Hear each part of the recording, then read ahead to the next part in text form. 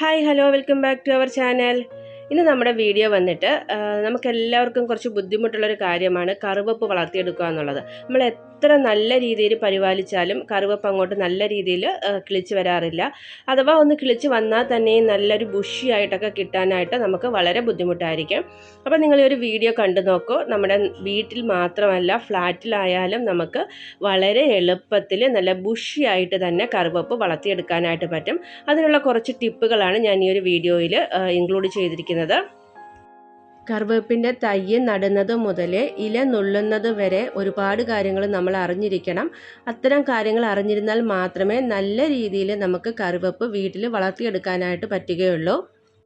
ആദ്യം നമുക്ക് കറിവേപ്പിൻ്റെ ഇല നുള്ളുന്നത് എങ്ങനെയാണെന്ന് നോക്കാം. കറിവേപ്പ് കുറച്ച് വളർന്നു കഴിയുമ്പോഴേക്കും അതിൽ പൂ വരാറുണ്ട്, ചെറിയ രീതിയിലുള്ള പൂവും കായുമൊക്കെ. അത്തരം പൂവും കായും ഒക്കെ വരുന്ന സമയത്ത് നമ്മളത് ഒടിച്ച് കളയണം. എന്നാൽ മാത്രമേ നമ്മുടെ കറിവേപ്പ് നല്ല രീതിയിൽ വളരുകയുള്ളൂ.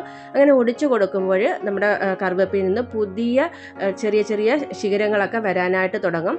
ഇനി നമുക്ക് ഈ കറിവേപ്പിൻ്റെ ഇല എങ്ങനെയാണ് നുള്ളുന്നതെന്ന് നോക്കാം. ഒട്ടുമിക്ക ആളുകളും ഇതുപോലായിരിക്കും ഓരോ ഇലകളായിരിക്കും നുള്ളിയെടുക്കുന്നത്. അങ്ങനെ നുള്ളിയെടുക്കുകയാണെങ്കിലും കറിവേപ്പ് പെട്ടെന്ന് തന്നെ കരിഞ്ഞു പോകും. ഒരിക്കലും അങ്ങനെ ചെയ്യരുത്. നമ്മൾ എപ്പോഴും കറിവേപ്പിൻ്റെ കമ്പ് ഇതുപോലെ ചെറിയൊരു കത്തിയോ അതല്ലെങ്കിൽ സിസറോ ഉപയോഗിച്ചിട്ട് ഇങ്ങനെ കട്ട് ചെയ്തെടുക്കണം. ഇങ്ങനെ നമ്മൾ കട്ട് ചെയ്തെടുക്കുമ്പോൾ ഉള്ളൊരു ഗുണമെന്ന് വെച്ചാൽ കറിവേപ്പിൽ നിന്ന് പുതിയ ചെറിയ ചെറിയ ബ്രാഞ്ചസുകൾ വരാനായിട്ട് തുടങ്ങും. അപ്പം തന്നെ നമ്മുടെ കറിവേപ്പ് നല്ല പോലെ ബുഷിയായിട്ട് വളരാനും തുടങ്ങും. ഇനി നമുക്ക് മിക്ക കറിവേപ്പിലും ഉള്ളൊരു പ്രശ്നമാണ് അതിൻ്റെ ഇലകളൊക്കെ കുരുടി പോകുന്നൊരു പ്രശ്നം. അപ്പോൾ അങ്ങനെയുള്ള സന്ദർഭങ്ങളിൽ നമ്മൾ കറിവേപ്പിന് ഒഴിച്ചു കൊടുക്കേണ്ട ഒരു വെള്ളമാണ് ഇതുപോലെ കുറച്ച് മഞ്ഞൾ വെള്ളത്തിൽ നല്ലതുപോലെ ചേർത്തതിന് ശേഷം ആ ഒരു വെള്ളം നമ്മൾ കറിവേപ്പിൻ്റെ മൂട്ടിൽ ആഴ്ചയിൽ 1-2 പ്രാവശ്യം വീതം ഒഴിച്ചു കൊടുക്കുകയാണെങ്കിൽ ഇങ്ങനെ ഉണ്ടാകുന്ന കുരുടിപ്പൊക്കെ മാറിയിട്ട് നല്ല പുതിയ തളിരിലകളൊക്കെ വരാനായിട്ട് തുടങ്ങും. ഒരുപാടൊന്നും മഞ്ഞൾ നമുക്ക് ഇതിനായിട്ട് ആവശ്യമില്ല കേട്ടോ. നമ്മൾ കറിക്ക് ഉപയോഗിക്കുന്ന മഞ്ഞൾ ഒരു 1/4 ടേബിൾ സ്പൂണ് 1-2 ഗ്ലാസ് വെള്ളത്തിൽ നല്ലതുപോലെ ഒന്ന് ചേർത്തതിന് ശേഷം ഇതുപോലെ കറിവേപ്പിൻ്റെ മൂട്ടിൽ ഒഴിച്ചു കൊടുക്കുകയാണെങ്കിൽ പെട്ടെന്ന് തന്നെ ആ കുരുടിപ്പ് മാറിയിട്ട് നല്ല തളിരിലകളൊക്കെ വരാനായിട്ട് തുടങ്ങും. ഇനി ഞാൻ എൻ്റെ കറിവേപ്പിന് ആഴ്ചയിൽ 1-2 പ്രാവശ്യം കൊടുക്കുന്നൊരു വളമാണ് ഞാൻ പറയുന്നത്. ഇനി എത്ര കിളിക്കാത്ത കറിവേപ്പാണെങ്കിലും കുരുടിയിരിക്കുന്നൊരു കറിവേപ്പാണെങ്കിലും നിങ്ങൾ ഈ ഒരു വെള്ളം ഒഴിച്ചു കൊടുക്കുക. ഒരാഴ്ചയ്ക്കുള്ളിൽ തന്നെ നിങ്ങൾക്ക് നല്ല വ്യത്യാസം കാണാനായിട്ട് പറ്റും. നമ്മൾ വീട്ടിലൊക്കെ കട്ട് ചെയ്യുന്ന മീനിൻ്റെ വെള്ളം ഉണ്ടല്ലോ, കഴുകിയെടുക്കുന്ന ആ വെള്ളം നമ്മൾ കറിവേപ്പിൻ്റെ മൂട്ടിൽ ഒഴിച്ചു കൊടുക്കുകയാണെങ്കിൽ ഒരാഴ്ച കൊണ്ട് തന്നെ എത്ര കിളിക്കാത്ത കറിവേപ്പിലും നല്ല പുതിയ തളിരിലകളൊക്കെ വരുന്നത് നമുക്ക് കാണാനായിട്ട് പറ്റും.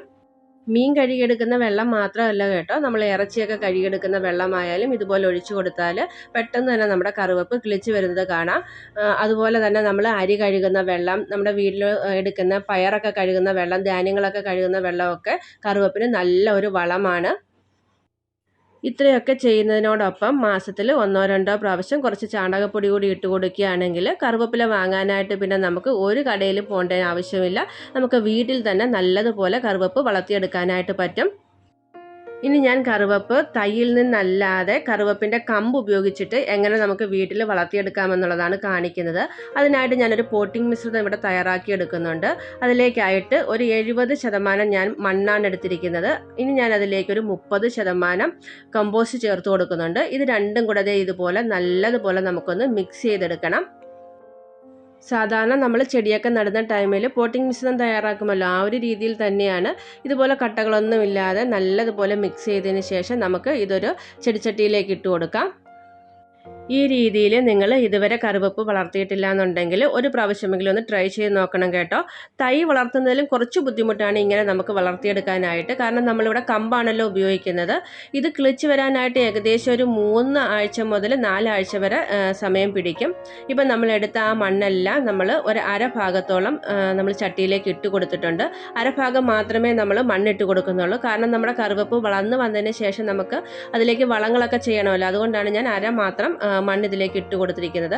ഇനി ഇതേ ഞാൻ 2 കമ്പ് നല്ല പോലുള്ള 2 കമ്പ് കറിവേപ്പിൻ്റെ എടുത്തിട്ടുണ്ട്.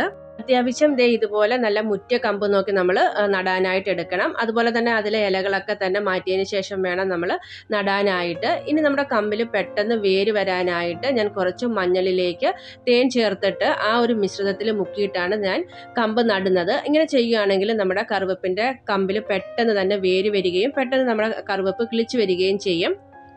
അപ്പം ഞാൻ ഈ വീഡിയോയിൽ ഷെയർ ചെയ്ത ടിപ്പുകളെല്ലാം ഞാൻ പരീക്ഷിച്ചിട്ട് വിജയിച്ചിട്ടുള്ള കാര്യങ്ങളാണ്. ഇനി നിങ്ങൾ ഈ രീതിയിലല്ല കറിവേപ്പ് പരിപാലിക്കുന്നത്, അതിന് വളം കൊടുക്കുന്നത്, അതുപോലെ തന്നെ അതിൻ്റെ തൈ നടുന്നതെന്നുണ്ടെങ്കിൽ തീർച്ചയായും നിങ്ങളുടെ അഭിപ്രായങ്ങൾ കമൻറ്റ് ബോക്സിൽ അറിയിക്കണം. അതെനിക്കും ഉപകാരപ്രദമാവും, മറ്റുള്ള വ്യൂവേഴ്സിനും ഉപകാരപ്രദമാവും. ഇനി നമുക്ക് ഈ ഒരു കമ്പ് നല്ലതുപോലെ ആ ഒരു ചെടിച്ചട്ടിയിലേക്ക് നട്ടുവെക്കാം. നട്ടാൽ മാത്രം പോരാ കേട്ടോ, ഇടയ്ക്കിടയ്ക്ക് വെള്ളവും തളിച്ചു കൊടുക്കണം. ഒരു 3 ആഴ്ച മുതൽ 4 ആഴ്ച കഴിയുമ്പോഴേക്കും നമ്മുടെ ഈ ഒരു കമ്പ് കിളിച്ച് വരാനായിട്ട് തുടങ്ങും. അതിനുശേഷം നമുക്ക് വളങ്ങളൊക്കെ ചെയ്തു കൊടുക്കാവുന്നതാണ്. കറുവപ്പിൻ്റെ തൈ കിളിച്ച് വന്നു കഴിഞ്ഞാൽ ഞാൻ ചെയ്യുന്നത്, നമ്മുടെ കഞ്ഞിവെള്ളം ഉണ്ടല്ലോ, അത് 2-3 ദിവസം വെച്ച് നല്ലതുപോലെ പുളിപ്പിച്ചിട്ട് അതിലേക്ക് ഒരു അരമുറി നാരങ്ങാനീര് കൂടി ചേർത്ത് നല്ലതുപോലെ ഡൈല്യൂട്ട് ചെയ്തിട്ട് ഒഴിച്ചു കൊടുക്കുകയാണ് ചെയ്യുന്നത്.